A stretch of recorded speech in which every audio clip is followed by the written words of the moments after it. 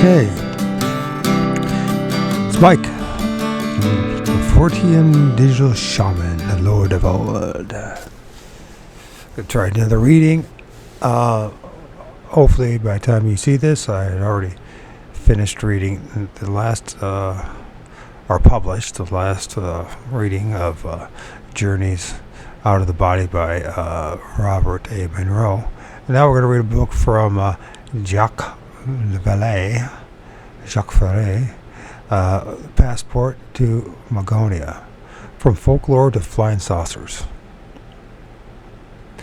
Allegedly, this is a classic. I've heard a lot about Jacques Vallee from people in the cryptid and UFO and paranormal circles. So, let's see. This is the one. This is archive.org. Passports to Magonia on UFOs, folklore, and the parallel worlds. And I'm assuming they're the same book. Maybe I should use the other cover. Visitors from Another World. First published 2 decades ago. Jacques Vallee. Now this is much older than that now. This is probably a 50-year-old book or more. It's got to be more than that. A stunning exploration of the evidence of extraterrestrial contact has become a classic in the field. An eminent scientist, mathematician, and thinker who has been counseled by at NASA. Vallee synthesizes folklore, historical, and modern-day eyewitness records and astronomical research to reveal a startling,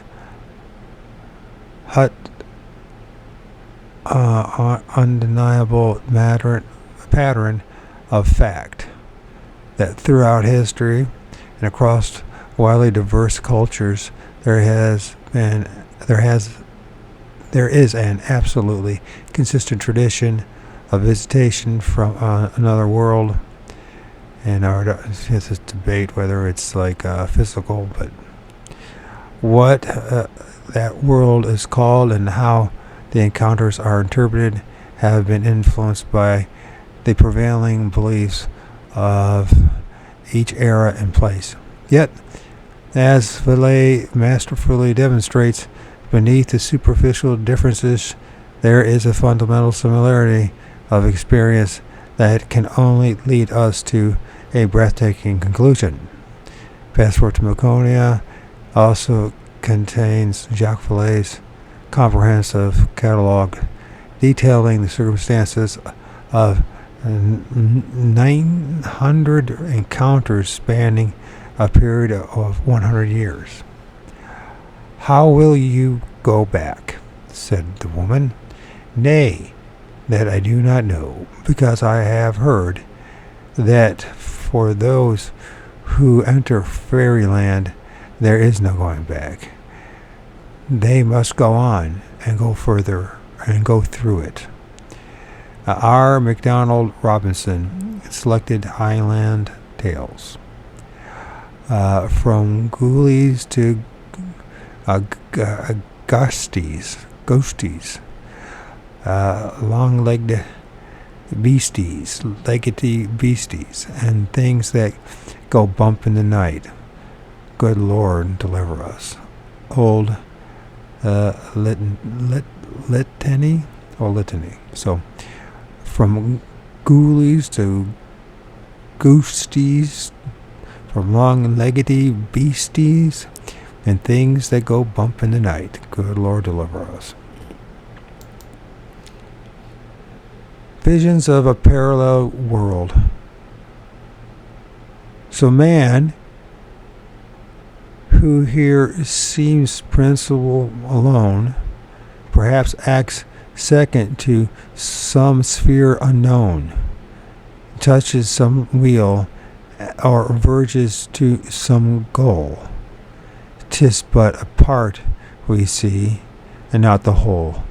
Alexander Pope, Essay on Man. On June I wonder if I should. First of all, let's check this out. Okay, I wonder if I expand it. And I'll just have to learn how to use this so I can see better. On June 15, 1952, in the jungles Yucatan, an archaeological expedition led by Alberto Rose and La Hailier and 3 companions made a remarkable discovery. The team was investigating the impressive Planicu Mountains. Did I say pronounce Planicu? Located in the state of Chiapas, on the site of a well-known Mayan city that scientists were busy restoring and mapping in systematic fashion. The Yucatan is a region of constant humidity and high temperature. The tropical vegetation has caused considerable damage to the temples and pyramids erected by the Mayans. They never say that in quotes, and I don't know if we know that for certain. Whose civilization was marked by a genius of its architects and is thought to have declined in the 1st century of our era, disappearing almost completely about the 9th century. That is, at the time of Charlemagne's empire in Europe.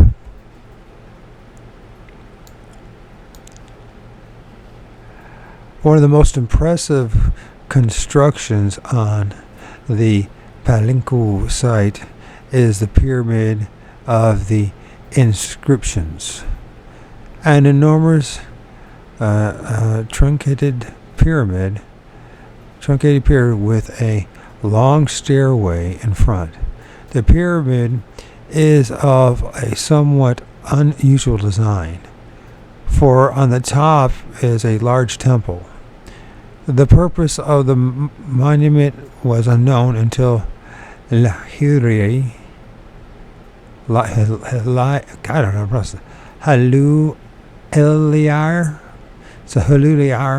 and his companions suggested that it might have been built as a tomb for some exceptional king or illustrious priest. It also could have been a time capsule,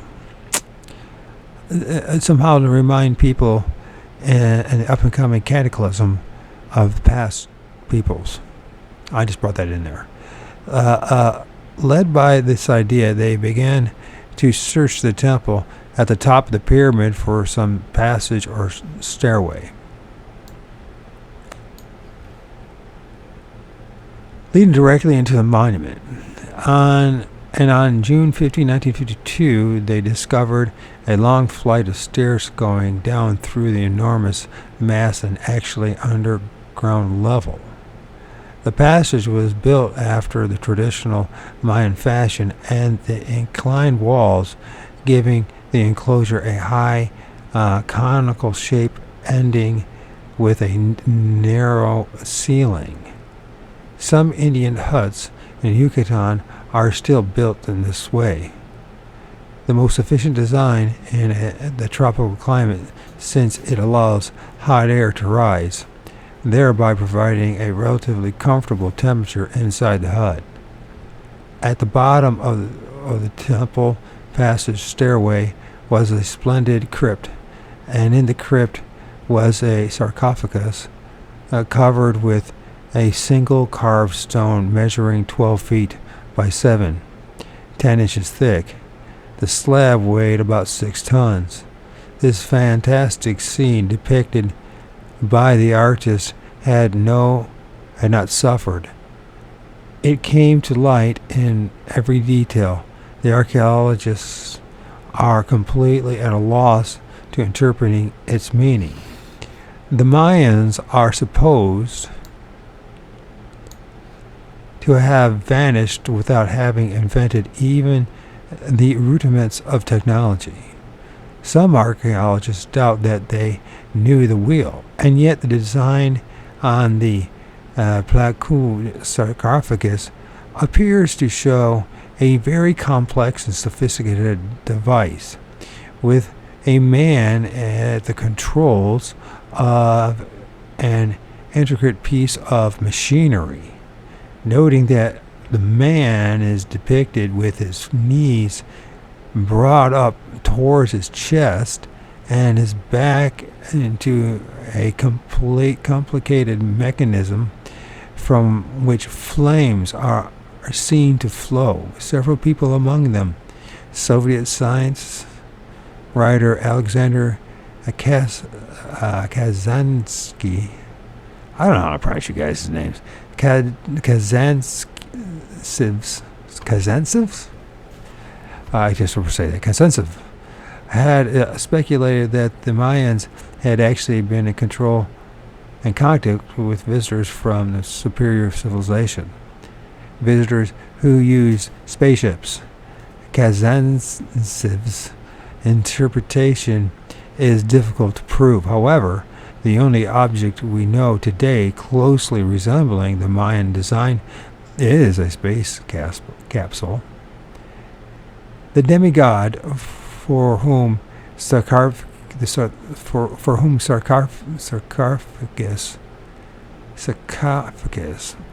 encrypt. All right, let me try this. The demigod from whom sarcophagus, crypt, and pyramid were built with such splendid craftsmanship by the Mayan artists is something of a puzzle too. The body is radically different from the morphology of the Mayans as we imagined them.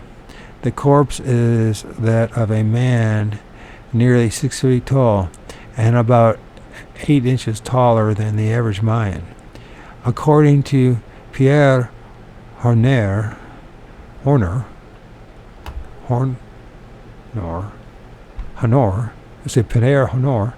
the sarcophagus was made for the great white god Quetzalcoatl, Quetzalcoatl. I just assumed that. But no final clue to the mystery had yet been found. In the tropical jungles of Central America, where dozens of temples and pyramids are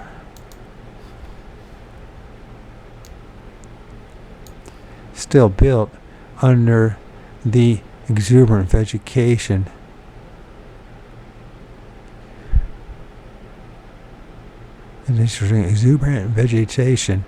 have not yet yielded the secret of the Palenque sarcophagus.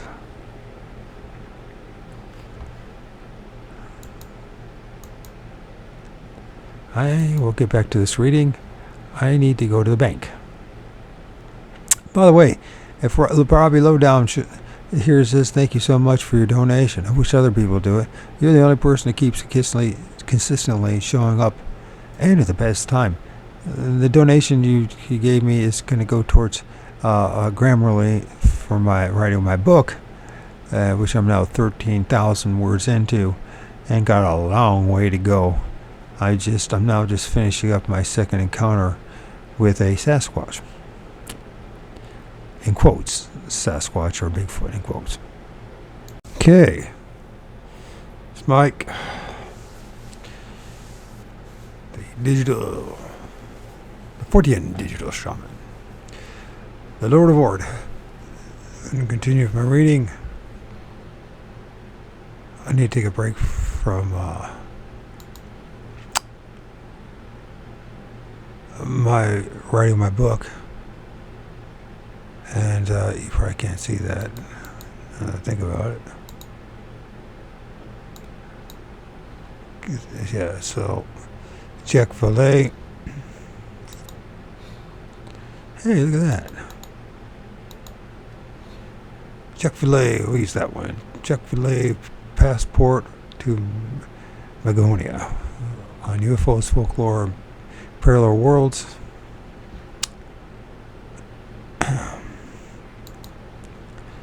That's not too bad. I think I know I couldn't have done a better job with my circumstances to have written more than 13,000 words in a week.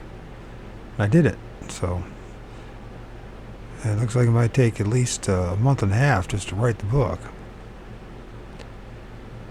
They say you got to have around 80,000 words.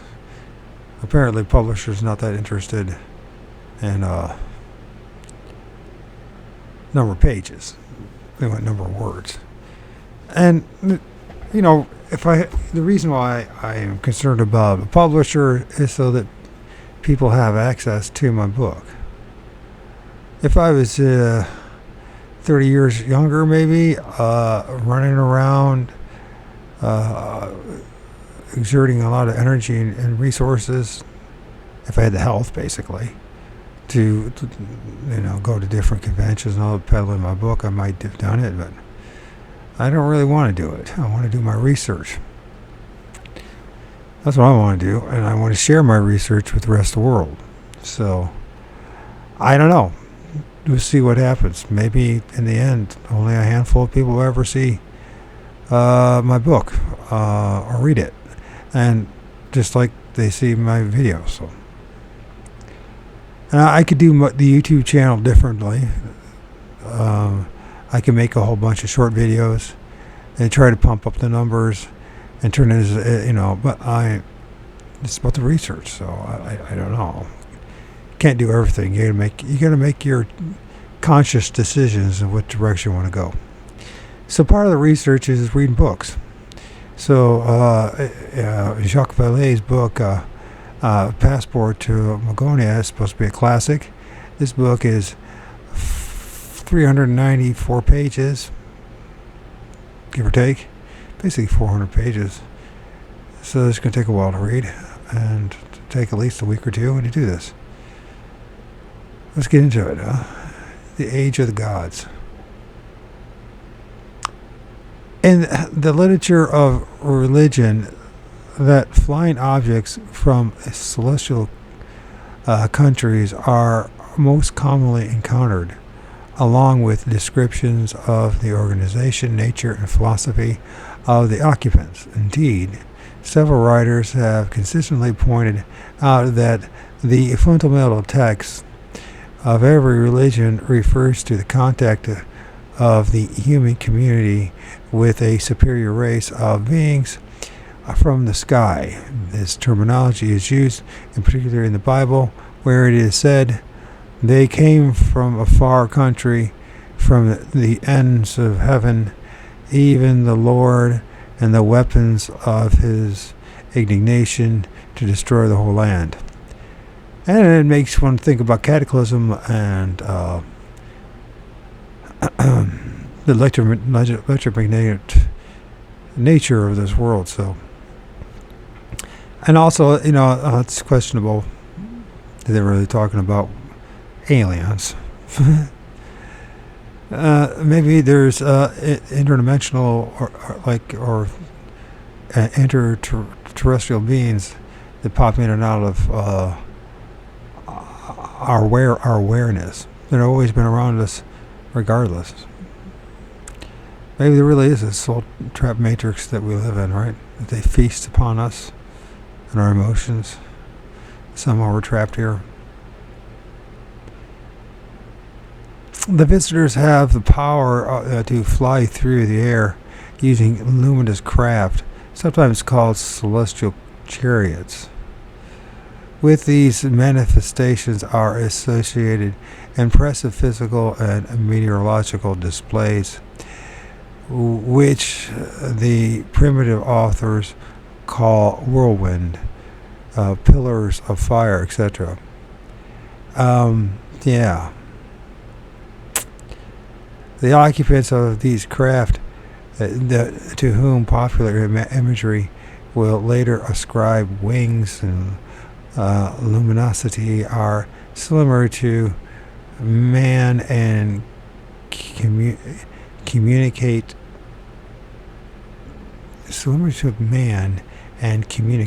with him. They are organized under a strict military system. The chariots of God are 20,000, even thousands of angels. The Lord is among them. Gustave Doré, a French artist who has illustrated splendid editions of the Bible, has left a beautiful engraving showing these celestial chariots and the full power of their fantastic flight, speeding above the mountains and the clouds in the abyss.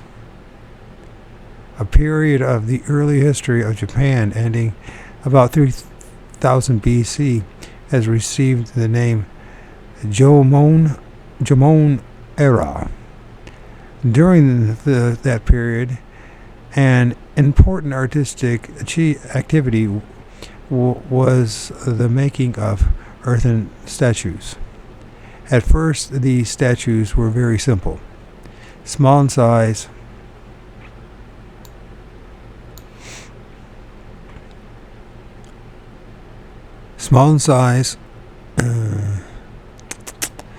they were made to represent human beings.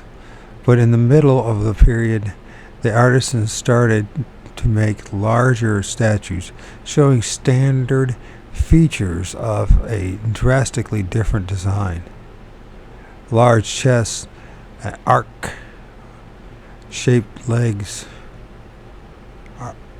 arch-shaped legs, very short arms, large heads, obviously covered with complete let's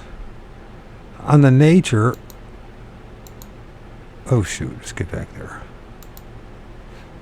On the nature of the helmets, archaeologists disagree. In 1924, because he thought that its expression looked like that found on a wooden mask made in Africa, Dr. Gento Hasabi,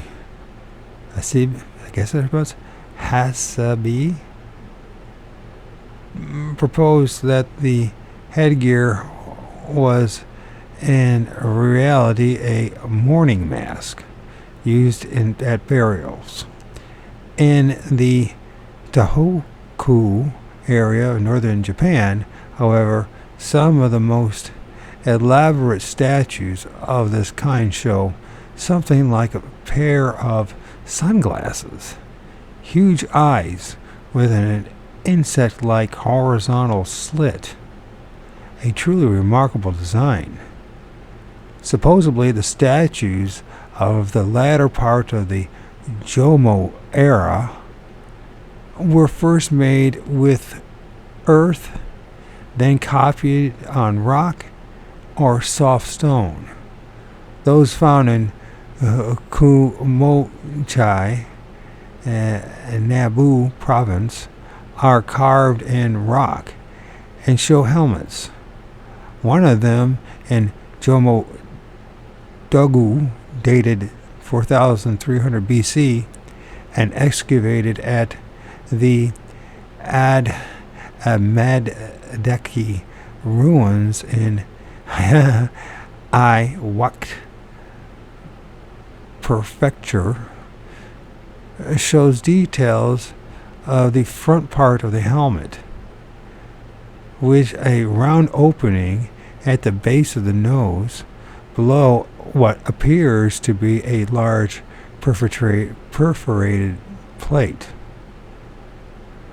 The resemblance of the Dagu costume to the pressure suit of the type used by divers and astronauts is the relevant factor here.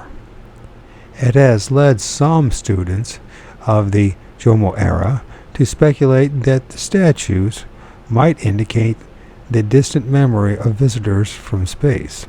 It also could have been us, our own ancestors. So there's nothing to think about. Could be, you never know. I'm just saying. The headgear with its filter and large goggles, and the necks with wide collars and the open piece suit certainly bear a close resemblance to modern space gear. The fact that the sculptors made these figurines hollow as another puzzling element. Altogether, the Far East is rich in resource of reports of supernatural beings and celestial sights, as we shall see. Sorcerers from the clouds. It is common belief that the term flying saucers was made in America. Was it not coined by an American businessman in 1947? Was not the first official investigation of the mystery by military authorities started in the United States a few weeks later? Well, yes, but a farmer from Texas described a dark flying object as a large saucer in as early as January 1875.5. I guess that would. And ancient Japanese records inform us that on October 27, 11,180, an unusual luminous object described as an earthware vessel flew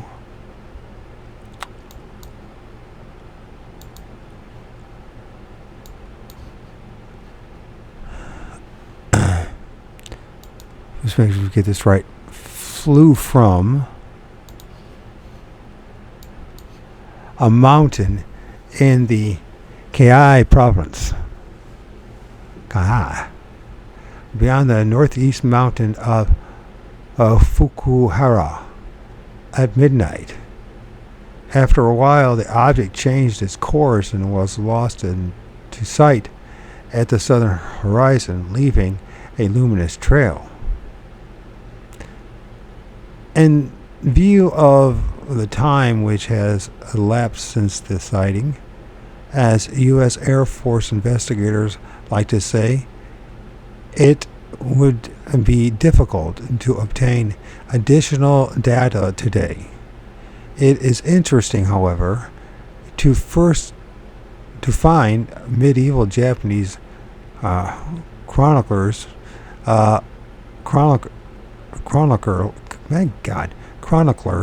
speaking of flying earthenware. The Japanese must also have received for having organized the first official investigation, and the story is so amusing and parallels so well recent activities of the U.S. Air Force that I cannot resist reproducing it here. The date was September 24, 1235, 7 centuries before our time. General Yansumi was camping with his army. Suddenly, a curious phenomenon was observed. Mysterious sources of light were seen to swing and circle in the southwest, moving in loops until the early morning. General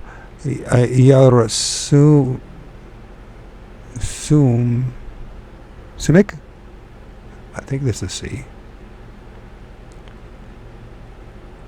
ordered what we would now term a full-scale scientific investigation, and his consultants set to work. Fairly soon they made the report. The whole thing is completely natural, General, they said in substance. It is only the wind making the stars sway.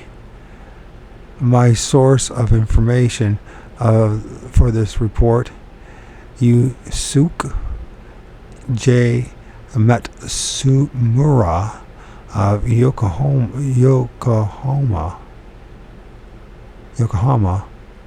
adds, sadly, scholars on government pay have always made ambitious statements like this. Celestial phenomena seems to have been so commonplace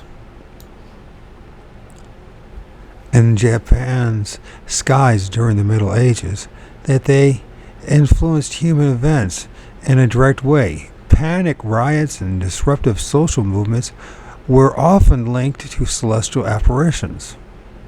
The Japanese peasants had the disagreeable tendency to interpret the signs of heaven as strong indications that their revolts and demands against the feudal system or against foreign invaders were just, and as assurance that their rebellions would be crowned with success. Numerous examples of such situations can be quoted. For instance, on September 12, 1271, the famous priest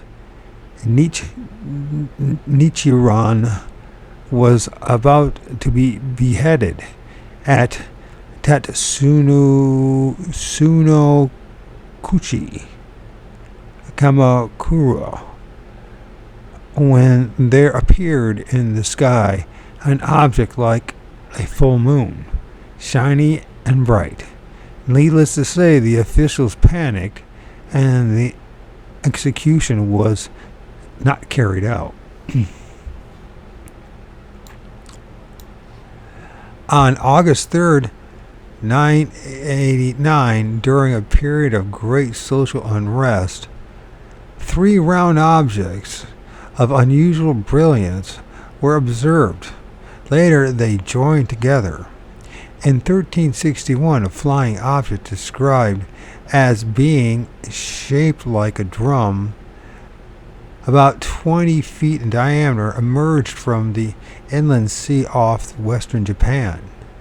On January 2nd, 1458, a bright object resembling a full moon was seen in the sky. This apparition was followed by curious signs in heaven and earth. People were amazed. 2 months later, on March 17, 1458, 5 stars appeared circling the moon. They changed color 3 times and vanished suddenly.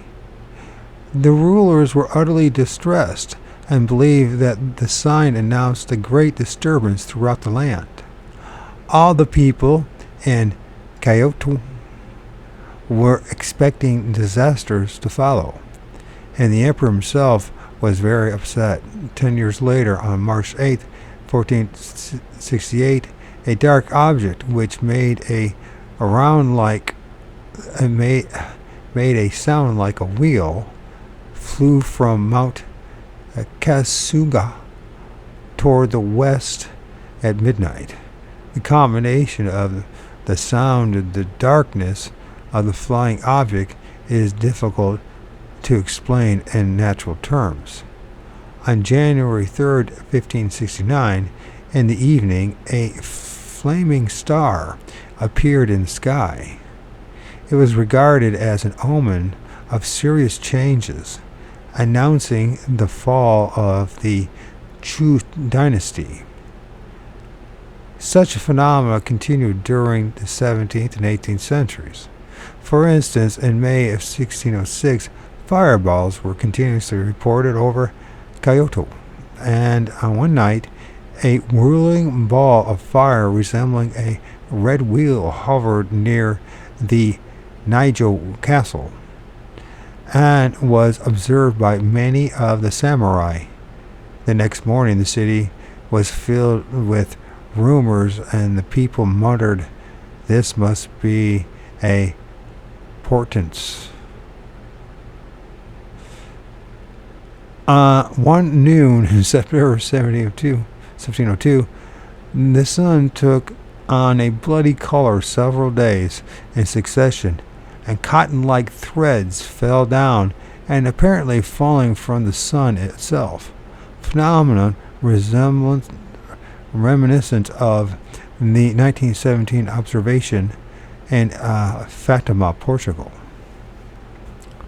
Chaos spread all over Japan on January 2nd, 1749, when 3 round objects like the moon appeared and were seen for 4 days. Such a state of social unrest developed, and seemed so clearly linked with the mysterious celestial objects that the government decided to act. Riot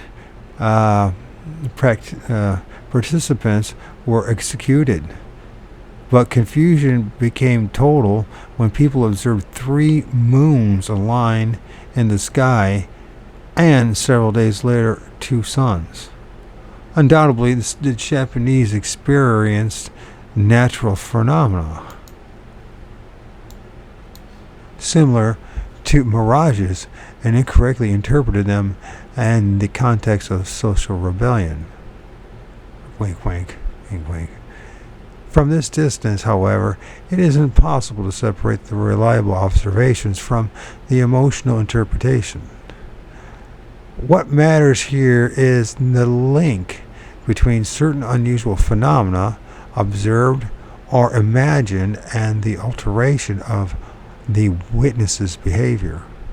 In other words, these accounts show that it is possible to affect the lives of many people by showing them displays that are beyond their comprehension, or by convincing them that they have observed such phenomena, or by keeping alive the belief that their destiny is somehow controlled by occult forces.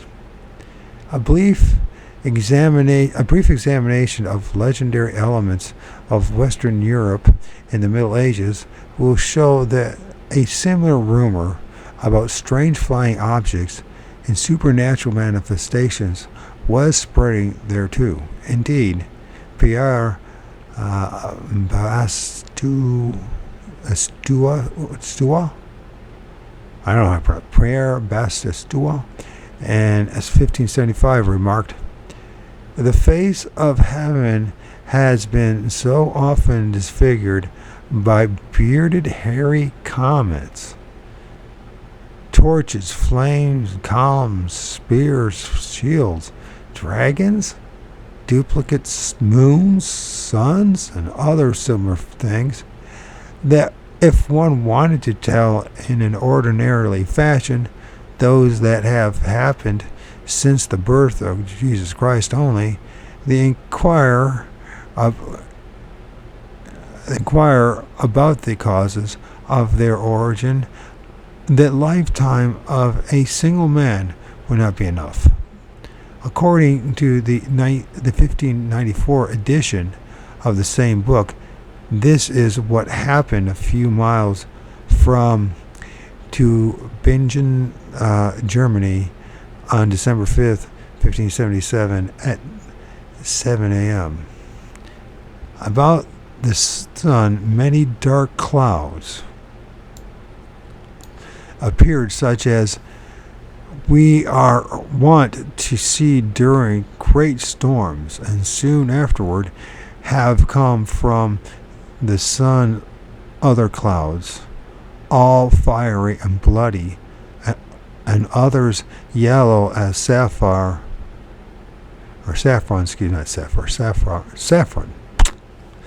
Out of these clouds have come forth reverberations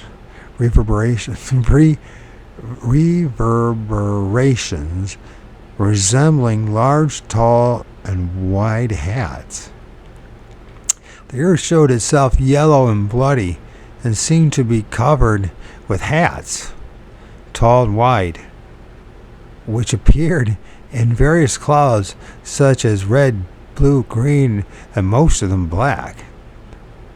It is easy for everyone to think of the meaning of this miracle, which is that God wants to induce man to amend their lives and make penance. May Almighty God inspire all men to recognize Him. Amen. Especially interesting to us will be the fact that these reports of celestial objects are linked with claims of contacts with strange creatures, a situation parallel to that of modern-day UFO landings. Since these rumors have been puzzling to many authorities in the Roman Catholic Church, perhaps it is appropriate to begin with a quotation from the life of Saint Anthony, the Egyptian-born founder of Christian monasticism, who lived about 300 AD in the desert. Saint Anthony met with strange beings of small stature who fled after a brief conversation with him.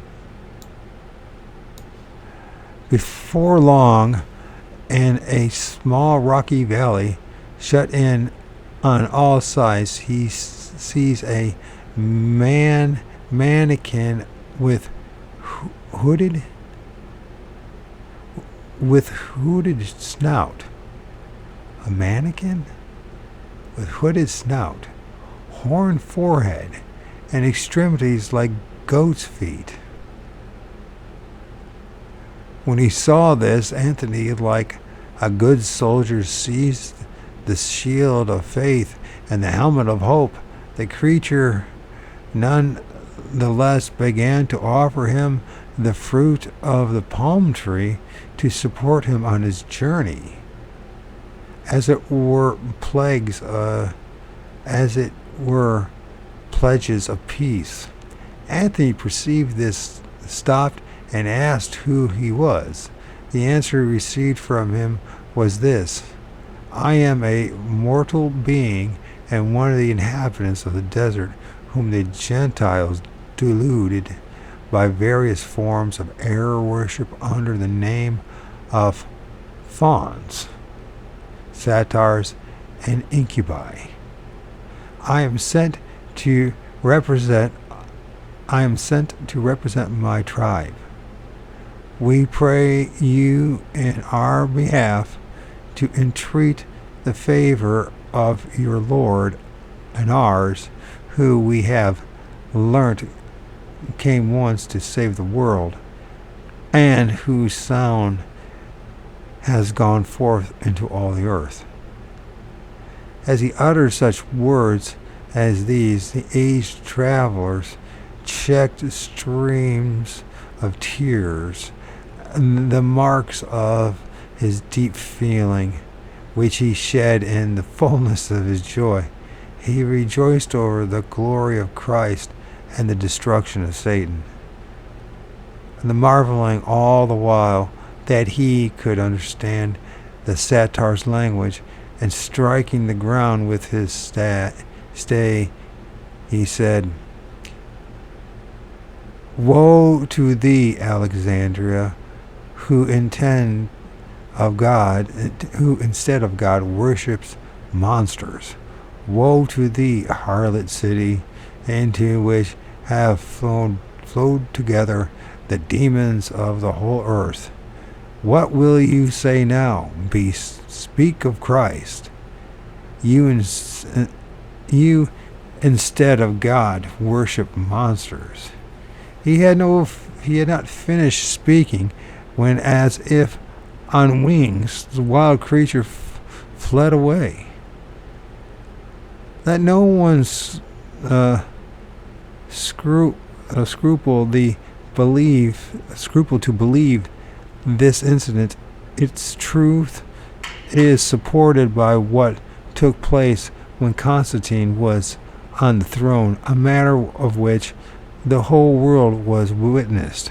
For a man of that kind was brought alive to Alexandria and shown as a wonderful sight to the people. Afterwards, his lifeless body, to prevent its decay through the summer heat, was preserved in salt and brought to Antioch, that the emperor might see it. 9. Again, with this story, we are faced with an account the truthfulness of which would be futile to question. The lives of the early saints are full of amazing miracles that should not be taken as literary figures rather than as scientific observations. The important point is that basic religious texts contain such material giving, so to speak, letters of nobility into a category of beings widely believed to be of supernatural origin. Such observations as St. Anthony's will prove fundamental when religious authorities are faced with the problem of evaluating medieval observations of beings from the sky. Claims of evocation of demons by occult means, and even modern miracles. The details and the terminology of such observations as St. Anthony's are not important to this study. It is enough to note that in St. Anthony's account, the strange being is indifferently termed a satyr and a mannequin, while the saint himself states that the Gentiles also used the name faun and incubus. Saint Jermaine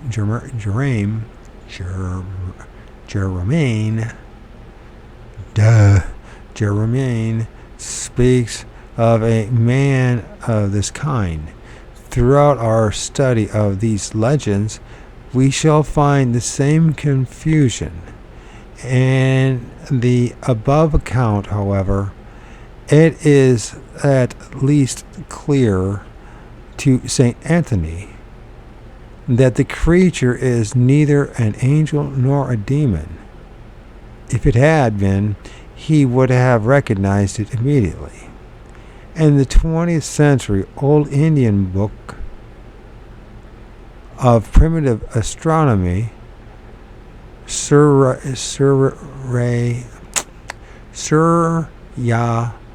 Siddhanta, it is said that below the moon and above the clouds revolve the Siddhas, perfected men, and the Vidyadharas, possessor of knowledge. I don't know if I said those right or not. According to Andrew Thomas, Indian tradition holds that the Siddhas could become very heavy at will or as light as a feather, travel through space and disappear from sight. Observations of beings who flew across the sky and landed are also found in the writings of Agobard, Archbishop of Lyons, France. Agobard, who was born in Spain in 779 and came to France when 3 years old, became Archbishop at 37 when he died in 840. One of the most celebrated and learned prelates of the 9th century. He left an interesting account of a particularly significant incident. We have, however, seen and heard many men plunged in such great stupidity, sunk in such depths of folly, as to believe that there is a certain region which they call Magonia, whence ships shall sail in the clouds in order to carry back to that region those fruits of the cartli, which are destroyed by hail and tempest. The sailors paying rewards to the storm of wizards and themselves receiving corn and other produce. Out of the number of those whose blind folly was deep enough to allow them to believe these things possible, I saw several exhibiting a certain concourse of people. 4 persons in bonds, 3 men and a woman, who they said had fallen from these same ships. After keeping them for some days in captivity, they had brought them before the assembled multitude, as we have said, in our presence, to be stoned. But truth prevailed. We shall see in the following pages that the cultists give a quite different interpretation of the same incident.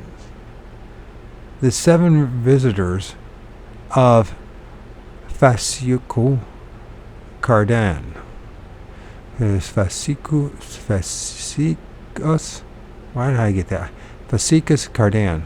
Damn. Fasicus Cardan. Throughout medieval times, a major current of thought distinct from official religion existed, culminating in the works of the alchemists and hermetics. Among such groups were to be found some of the early modern scientists and men remarkable for the strength of their independent thinking and for their adventurous life, such as Paracelsus,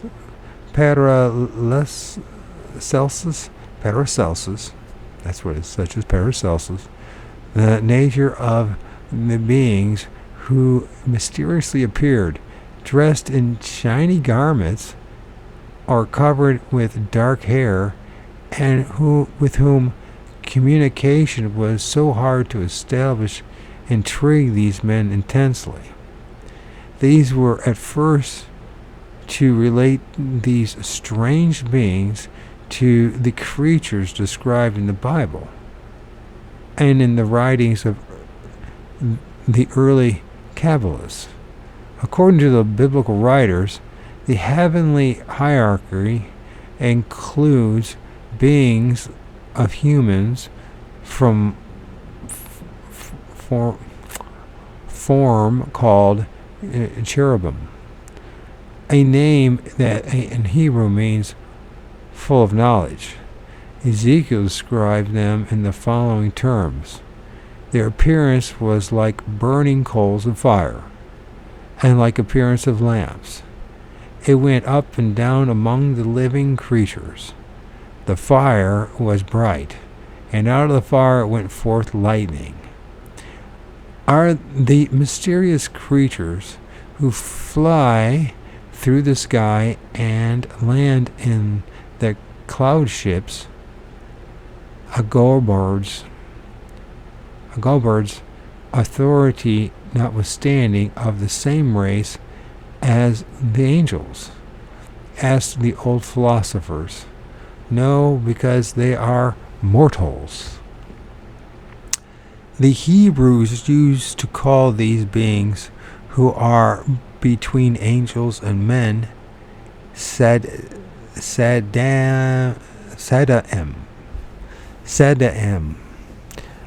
And the Greeks, transposing the letters and adding but one syllable, called them daimonos.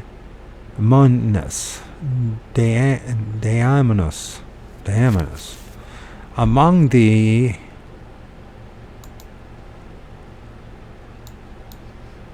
ancient philosophers, these demons were held to be an aerial race ruling over the elements, mortal, engendering an unknown in these century to those who rarely seek truth in her ancient dwelling place, which is to say, in the Kabbalah and in the theology of the Hebrews, who possessed the special art of holding communion with the aerial people and of conversing with all these inhabitants of the air.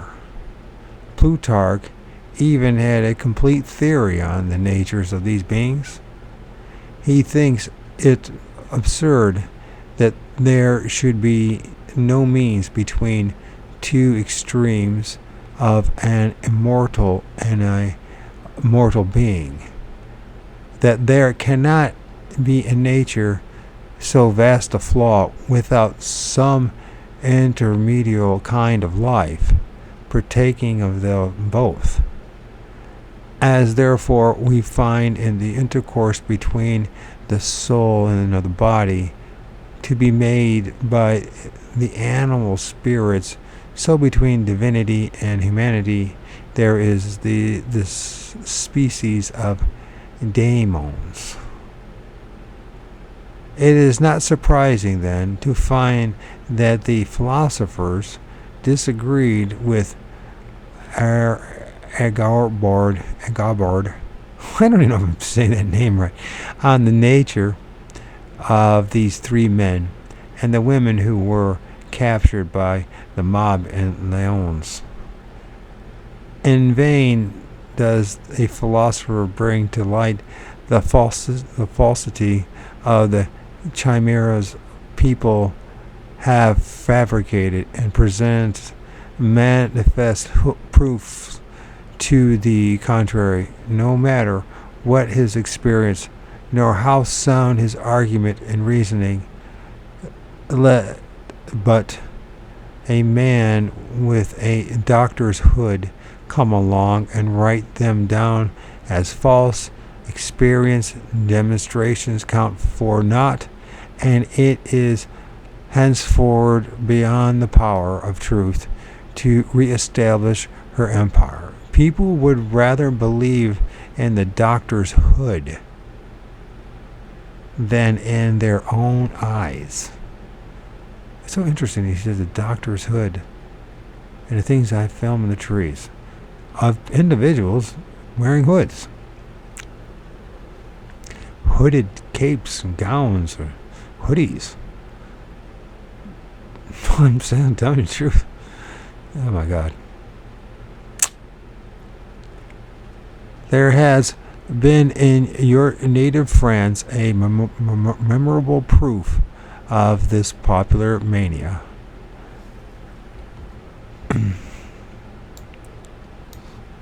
The famous capitalist Zed, and I don't know how to say this right, Chias, in the region of your Pippin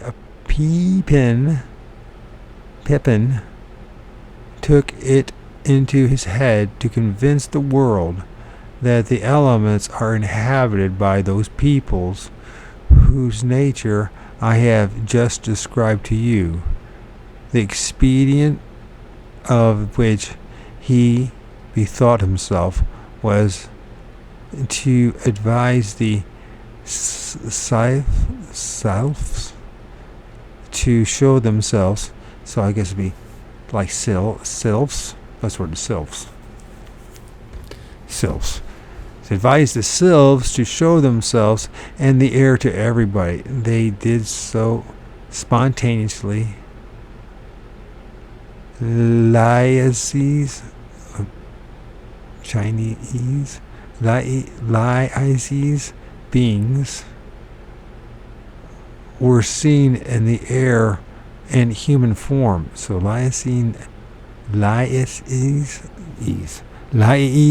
beings were seen in the air in human form, sometimes in battle array, marching in good order, halting under arms, or encamped beneath magnificent tents, sometimes on wonderful constructed aerial ships, whose flying squadrons roved at the will of Zephyrs? At the wheel of Zephyrs. I don't know. What happened? Do you suppose the ignorant age would so much as reason as to the nature of these marvelous spectacles? The people straightway believed that sorcerers had taken possession of the air for the purpose of raising tempests and bringing hail upon their crops. The learned theologians and jurists were soon of the same opinion as the masses. The emperor believed it as well, and this ridiculous chimera went so far to the wise Charlemagne, and after him Louis the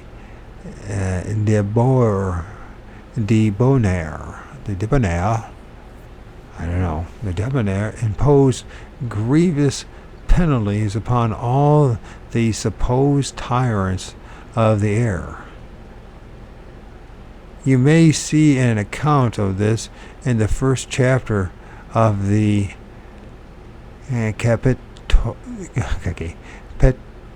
Capitularies of these two emperors.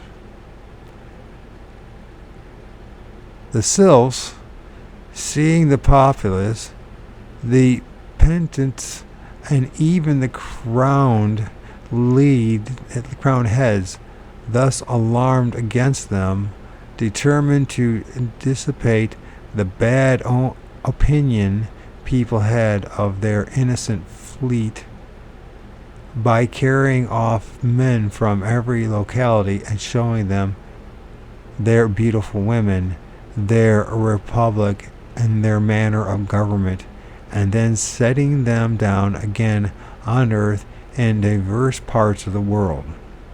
They carried out their plan. The people who saw these men as they were descending came running from every direction, convinced beforehand that they were sorcerers who had separated from their companions in order to come and scatter poisons on the fruit and in the springs. And carried away by the frenzy with which such fancies inspired them, they hurried these innocents off to the torture. The great number of them who were put to death by fire and water throughout the kingdom is incredible. One day, among the other instances, it chanced at Lyons that 3 men and a woman were seen descending from these aerial ships. The entire city gathered about them, crying out they were magicians, and were sent by Grimaldus, Duke of Beneventum, Charlemagne's enemy, to destroy the French harvests. In vain the 4 innocents sought to vindicate themselves by saying that they were their own countryfolk and had been carried away a short time since by miraculous men who had shown them unheard of marvels and had desired to give them an account of what they had seen. The frenzied populace paid no heed to their defense, and were on the point of casting them into the fire when the worthy Agobard, Bishop of Lyons, who having been a monk in that city had acquired considerable authority there, came running at the noise, and having heard the accusations of the people and the defense of the accused, gravely pronounced that both one and the other were false, that it was not true that these men had fallen from the sky, and that what they said they had seen there was impossible. The people believed what their good father Agobard said rather than their own eyes, and were pacified, set at liberty the 4 ambassadors of the sylphs, and received with wonder the book which Agobard wrote to confirm the judgment which he had pronounced. Thus the testimony of these 4 witnesses was rendered vain. You know, I was thinking about what I'm just reading there, if you could even understand what I just read there. I'm not a great reader, obviously. But reading it, I am comprehending some of it. And I'm thinking about the fact that what it'd be like if you were one of those 4 people, one of those 3 men and that woman. What if you're a person and you really did have contact and interaction with interdimensional, interterrestrial beings, and you told a story, and today you might not necessarily be tortured, tormented, treated, you're still going to be treated like crap from a whole lot of people. And it's not that far from it, us falling right back into what we just read. You know what I mean? Something to think about. Does one really want to have these encounters and experiences? From my own simple experience, my experiences, of Sasquatch and filming stuff and having my own spiritual experiences, and I'm writing them, and I know that it's going to alienate a lot of people. A lot of people are not going to accept it. Some will find it entertaining and will read it anyways. Some will believe it because they've had their own encounters. Many will just dismiss it. It's almost like if, say, you are something from the other dimension or from the other side or from up there or whatever, and you come down here and you have all these endless reports of previous incidences in which nothing but negative happened to folks before you. Would you even want to interact with us? It's something to think about. It's kind of talking about a double-edged sword for both parties, the human and the other thing, whatever you want to call it, the different being interacting. How beneficial it is for both of them. I don't know. Such stories were so well established during the Middle Ages that the problem of communicating with the elementals became a major preoccupation of the Hermetics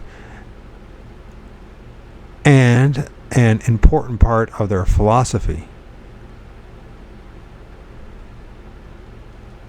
Paracelsus wrote an entire book on the nature of these beings, but he took great pains to warn the reader of the dangers of an association with them. Do not want to say here because of the ills which might befall those who would try it, through which compact one associates with these beings, thanks to which compact they appear to us and speak to us. And in a treatise entitled Why These Beings Appear to Us, Lie represented the following ingenious theory. Everything God creates manifests itself to man sooner or later. Sometimes God confronts him with the devil and the spirits in order to convince them of their existence. from the top of heaven, he also sends the angels, his servants. Thus these beings appear to us not in order to stay among us and become allied with us, but in order for us to become able to understand them. Their apparitions are scarce. To tell the truth, but why should it be otherwise? It is not enough for one of us to see an angel in order for us all to believe in the other angels. Paracelsus was probably born in 1491, and in the very same year, Fessius Cardan recorded his observations of 7 strange visitors directly related to the creatures of the elements who were so puzzling to the great philosopher. The incident is preserved in the writings of his son, Jerome Cardan, 1501 to 1576, who is well known for us today as a mathematician. Jerome Cardan, lived in Milan,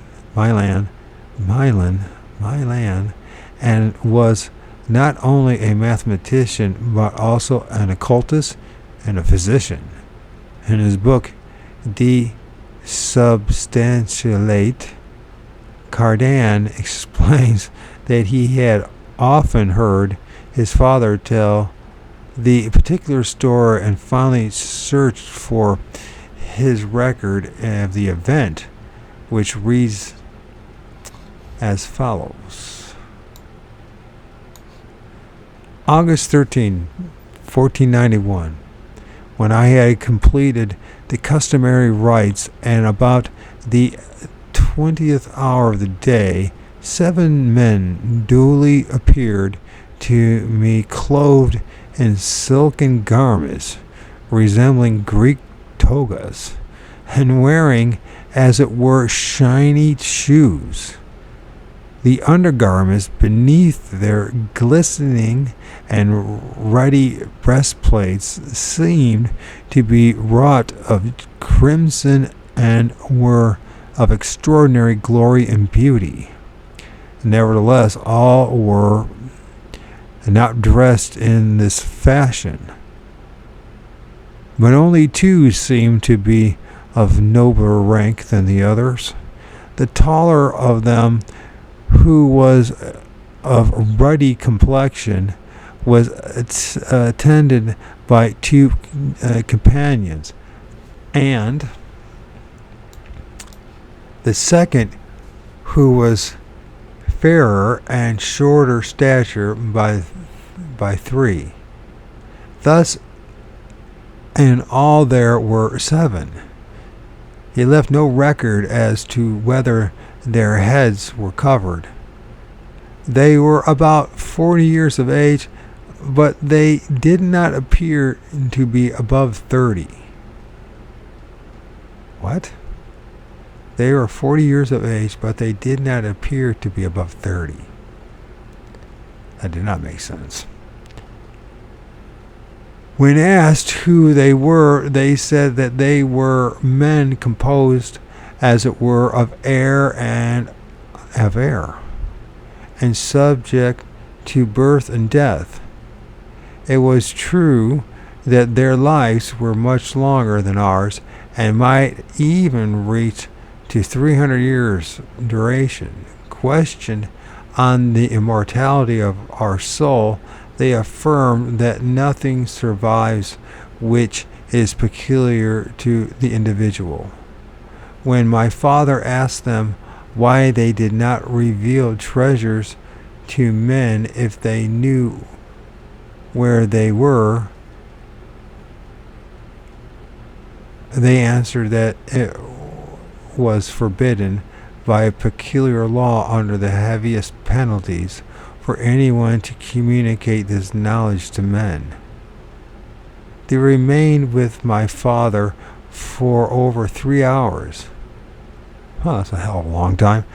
But when he questioned them as to the cause of the universe, they were not agreed. The tallest of them denied that God had made the world from eternity. On contrary, the other added that God created it from moment to moment, so that should he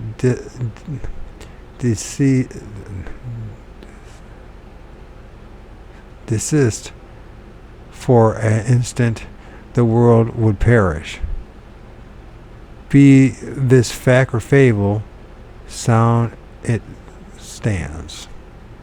Nearly 3 centuries later, in September of 1768, a young man of 16 was traveling to the University Leipzig with 2 passengers from Frankfurt. Among the journey was accomplished in the rain, and the coach sometimes had trouble moving uphill. On other occasions, when the passengers had left their seat to walk behind the horses, the young man noticed a strange luminous object at the ground level. All at once, in a ravine on the right-hand side of the way, I saw a sort of amphitheater, wonderfully illuminated in a funnel-shaped space. Funnel-shaped, there were innumerable little lights gleaming, ranging step fashions over one another. They shone so brilliantly that the eye was dazzled. But what still more confused the sight was that they did not keep still, but jumped about here and there, as well downwards from above as vice versa, in every direction. The greater part of them, however, remained stationary and beamed on. It was only with the greatest reluctance that I suffered myself to be called more closely. The position which questioned said that the position, the postilion, the postilion, when questioned, said that he knew nothing about such a phenomenon, but that there was in the neighborhood an old stone quarry, the excavation of which was filled with water. Now, whether this was a phenomena of will-o'-the-wisps or a company of luminous creatures, I will not decide. The young man in question was Goethe. You will find this citing in the 6th book of his autobiography. According to Kenneth Anger, to whom I am indebted, really, Kenneth Anger, for this very interesting discovery, would the German poet and scientist have had occasion to learn more about the luminous creatures? He had lived in the 20th century. If the Paracelsus came back, would he find new material for his theories on the nature of the strange and fugitive races of beings from the sky? We can safely hypothesize that their attention would be immediately directed to the files of UFO landings. In the next paragraphs, we shall examine some of the recent cases they might have found of interest. What do they prove? Nothing. They only indicate that if there ever was a time for scientists to bow their heads with awe before the variety and power of the natural phenomena in human imagination, it is to be found in our own age of technology and rational thought, not in the confusion of medieval philosophies. Now, that's a good place to stop. Hopefully the reading gets a little bit easier, but if not, then so be it. I'm enjoying it. Sorry about the brutal reading, but fascinating. Japan, Germany, France, Egypt was represented in that. Of course, then it's always the Hebraic Jew, the Jewish Bible is always in it, because we can't seem to run away from that thing, no matter what. Yeah, very interesting stuff. Cool. By the time you hear this, hopefully, so I recorded this on 11/4/2023. I have 13,000 words in my book. Hopefully, by the time you hear this, which will probably be in a week or two, I will have had double that at least, hopefully.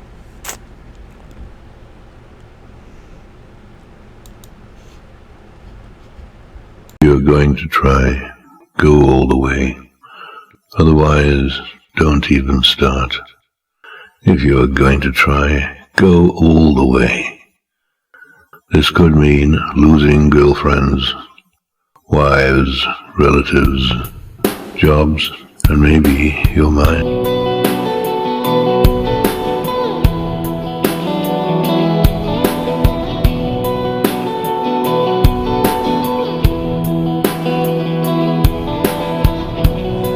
If you don't know, you should take it.